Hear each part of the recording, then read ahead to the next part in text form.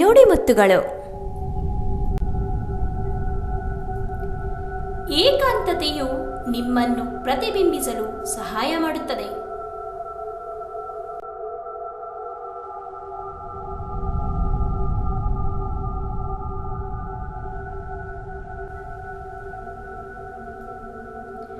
ಪ್ರಕೃತಿಗೆ ಹತ್ತಿರವಾಗಿ ಜೀವಿಸಿ ಮತ್ತು ನೀವು ಎಂದಿಗೂ ಒಂಟಿತನವನ್ನು ಅನುಭವಿಸುವುದಿಲ್ಲ.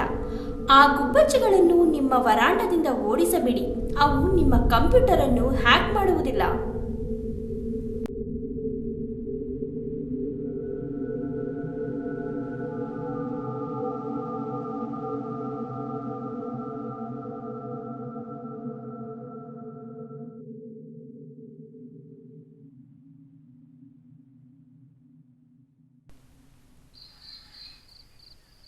ಸಂತೋಷವು ಚಿಟ್ಟೆಯಂತೆ ಪ್ರತ್ಯೇಕವಾಗಿದೆ ಮತ್ತು ನೀವು ಅದನ್ನು ಎಂದಿಗೂ ಅನುಸರಿಸಬಾರದು. ನೀವು ತುಂಬಾ ಸುಮ್ಮನಿದ್ದರೆ ಅದು ನಿಮ್ಮ ಕೈಗೆ ಬಂದು ನೆಲೆಸಬಹುದು, ಆದರೆ ಸಂಕ್ಷಿಪ್ತವಾಗಿ ಮಾತ್ರ ಆ ಕ್ಷಣಗಳನ್ನು ಸವಿಯಿರಿ, ಏಕೆಂದರೆ ಅವು ನಿಮ್ಮ ದಾರಿಯಲ್ಲಿ ಆಗಾಗ್ಗೆ ಬರುವುದಿಲ್ಲ.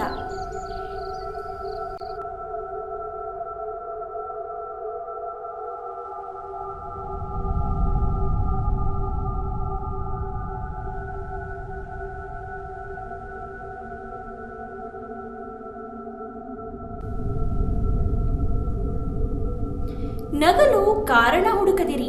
ನೀವು ಮಾಡುತ್ತಿರುವ ಸಣ್ಣ ಪುಟ್ಟ ಕೆಲಸದಲ್ಲೂ ನಿಮಗೆ ತೃಪ್ತಿ ಸಿಕ್ಕರೆ ಸಂತೋಷ ಪಡಿ. ಆಗ ನಗು ತಾನಾಗೇ ನಿಮ್ಮ ಮುಖದಲ್ಲಿ ಕಾಣಿಸಿಕೊಳ್ಳುತ್ತದೆ.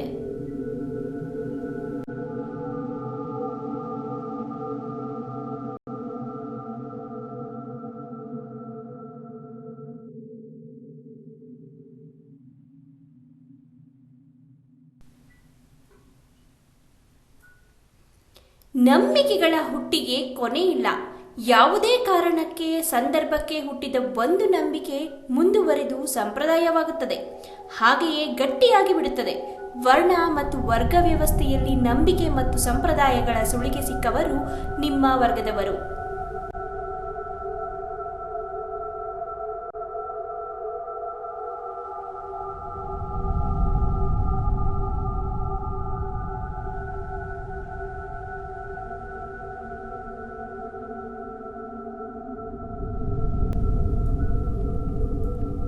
ಹೃದಯ ಶುದ್ಧಿಗೆ ಮತ್ತೊಂದು ಸಾಧನವೆಂದರೆ ತನ್ಮಯತೆ. ಇದನ್ನೇ ಮಗ್ನತೆ ಎನ್ನುತ್ತಾರೆ. ಇದು ಧ್ಯಾನದಿಂದ ಬರುವಂಥದ್ದು.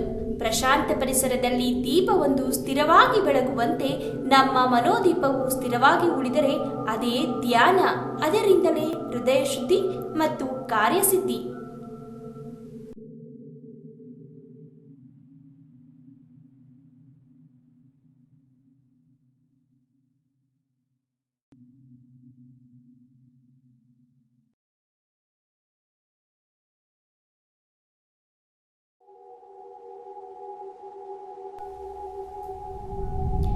ಜಗತ್ತಿನಲ್ಲಿ ಎಷ್ಟೆಲ್ಲ ಯಂತ್ರಗಳಿವೆ, ಎಷ್ಟೆಲ್ಲ ವೈವಿಧ್ಯಮಯ ಪದಾರ್ಥಗಳನ್ನು ತಯಾರಿಸುತ್ತಿವೆ ಅವು.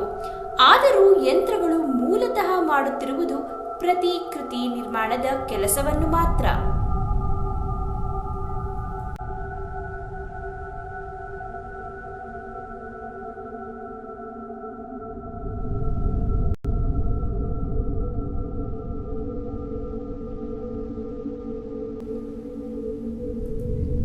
ಮನಸ್ಸಿನ ಮೇಲೆ 5 ವಿಷಯಗಳು ತಮ್ಮ ಪ್ರಭಾವ ಬೀರುತ್ತವೆ. ಅವೇ ಸ್ಥಳ, ಸಮಯ, ಆಹಾರ, ಗತ ಸಂಸ್ಕಾರಗಳು, ಸಂಘ ಮತ್ತು ಕೃತ್ಯಗಳು ನಿಮ್ಮನ್ನು ಪ್ರತಿಬಿಂಬಿಸಲು ಸಹಾಯ ಮಾಡುತ್ತದೆ.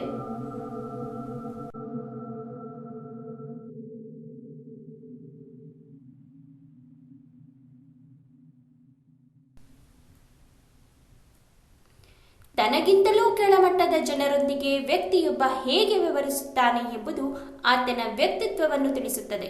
ಮಾನವನ ಗುಣ ಅರಿಯಲು ಇದೊಂದು ಉತ್ತಮ ಮಾರ್ಗ.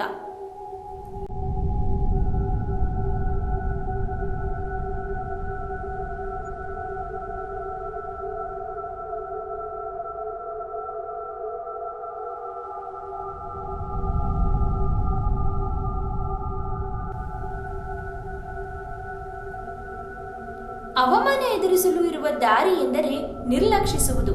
ನಿರ್ಲಕ್ಷಿಸಲು ಆಗದಿದ್ದರೆ ನಕ್ಕು ಬಿಡಿ. ನಗಲು ಆಗದಿದ್ದರೆ ಸಾಧಿಸಿ, ನಿಂದಿಸುವವರ ಮಾತುಗಳನ್ನು ಸುಳ್ಳೆಂದು ಸಾಬೀತು ಮಾಡಿ.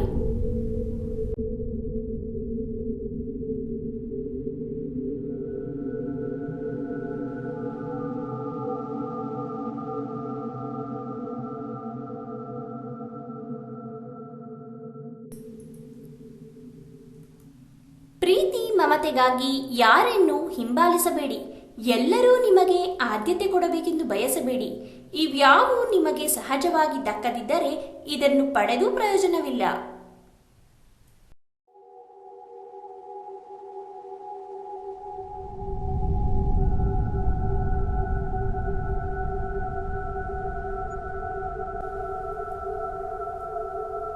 ಮೊದಲು ಕನಸು ಕಾಣಲು ಆರಂಭಿಸಿ.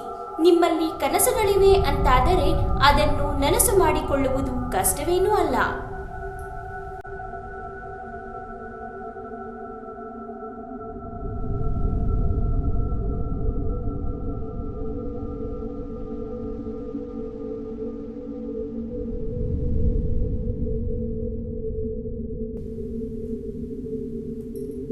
ನಿಮಗೆ ಜೀವನದಲ್ಲಿ ಸಂಕಷ್ಟ ಸಮಸ್ಯೆಗಳು ಎದುರಾದರೆ ನಿಮ್ಮಲ್ಲಿರುವ ಸಾಮರ್ಥ್ಯ, ನಿಮ್ಮ ತಾಕತ್ತನ್ನು ಪ್ರದರ್ಶಿಸಲು ಮತ್ತೊಂದು ಸದವಕಾಶ ಸಿಕ್ಕಿದೆ ಎಂದು ಭಾವಿಸಿ. ನೀವು ಸಮಸ್ಯೆಯನ್ನು ನೋಡುವ ರೀತಿಯೇ ಬದಲಾದೀತು.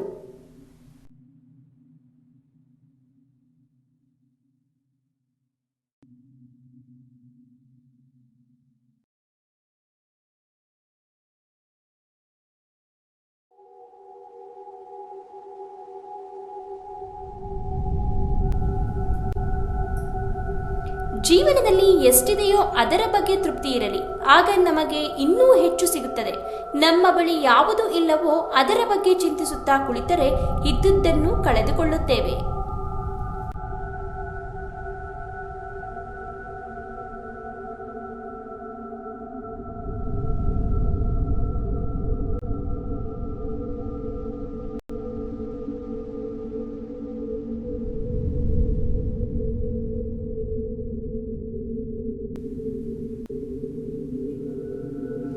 ಜೀವನದಲ್ಲಿ ಹಿನ್ನಡೆಯಾದಾಗ ನಿರಾಸೆಗೆ ಒಳಗಾಗುವುದು ಬೇಡ.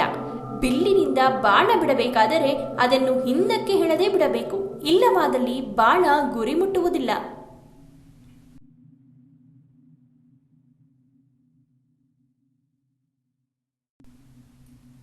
ಈ ಜಗತ್ತಲ್ಲಿ ಯಾರು ಪರಿಪೂರ್ಣರೂ ಅಲ್ಲ, ಪರಿಶುದ್ಧರೂ ಅಲ್ಲ. ಪ್ರೀತಿ ಪಾತ್ರರು ತಪ್ಪು ಮಾಡಿದರೆಂದು ಅವರಿಂದ ದೂರವಾದರೆ ನೀವು ಏಕಾಂಗಿಯಾಗುತ್ತೀರಿ. ಹಾಗಾಗಿ ಜನರನ್ನು ಜಡ್ಜ್ ಮಾಡುವುದನ್ನು ಕಡಿಮೆ ಮಾಡಿ. ಎಲ್ಲರನ್ನು ಪ್ರೀತಿಸಿ ನಿಮ್ಮನ್ನು ಪ್ರತಿಬಿಂಬಿಸಲು ಸಹಾಯ ಮಾಡುತ್ತದೆ. ಸೋಲು ಎಂಬುದು ಗೆಲುವಿನ ವಿರುದ್ಧ ಪದವಲ್ಲ, ಬದಲಾಗಿ ಗೆಲುವು ಸಾಧಿಸಲು ಎದುರಿಸಬೇಕಾದ ಒಂದು ಸವಾಲು. ಆ ಅಡಚಣೆಯನ್ನು ಮೀರಿದಾಗ ಸೋಲು ಗೆಲುವಾಗಿ ಮಾರ್ಪಾಡಾಗುತ್ತದೆ. ಪ್ರತಿದಿನದ ಬೆಳಕು ಹೊಸ ಹೊರಪು ತರುತ್ತದೆ. ಅದರ ಪ್ರವೇಶಕ್ಕೆ ಮಾತ್ರ ಹೆಚ್ಚಿನ ಹುರುಪು ಬೇಕು. ಅದಕ್ಕಾಗಿ ತಯಾರಿಯೂ ಅಗತ್ಯ.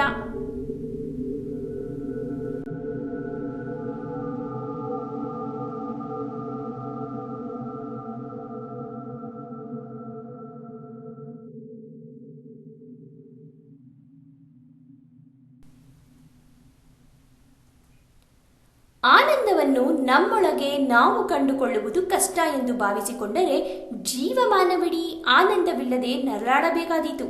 ಏಕೆಂದರೆ ಆನಂದ ಎನ್ನುವುದು ಹೊರಗಡೆ ಸಿಗುವ ವಸ್ತುವಲ್ಲ.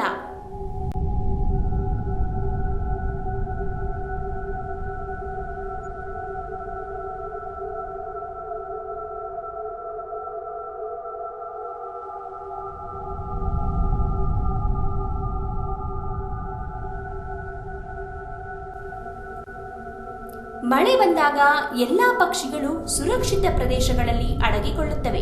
ಆದರೆ ಗಿಡುಗ ಮಾತ್ರ ಮೋಡಗಳಿಗಿಂತಲೂ ಮೇಲಕ್ಕೆ ಹಾರಿ ಮಳೆಯಿಂದ ತಪ್ಪಿಸಿಕೊಳ್ಳುತ್ತದೆ. ನಮ್ಮೆಲ್ಲರ ಬದುಕಲ್ಲೂ ಅಷ್ಟೇ, ಸಮಸ್ಯೆಗಳೆಲ್ಲವೂ ಸಮಾನ. ನಾವದನ್ನು ಸ್ವೀಕರಿಸುವ ರೀತಿ ಮಾತ್ರ ಭಿನ್ನವಾಗಿರುತ್ತದೆ. ಸಂಕಷ್ಟಗಳನ್ನು ಯುಕ್ತಿಯಿಂದ ಎದುರಿಸೋಣ.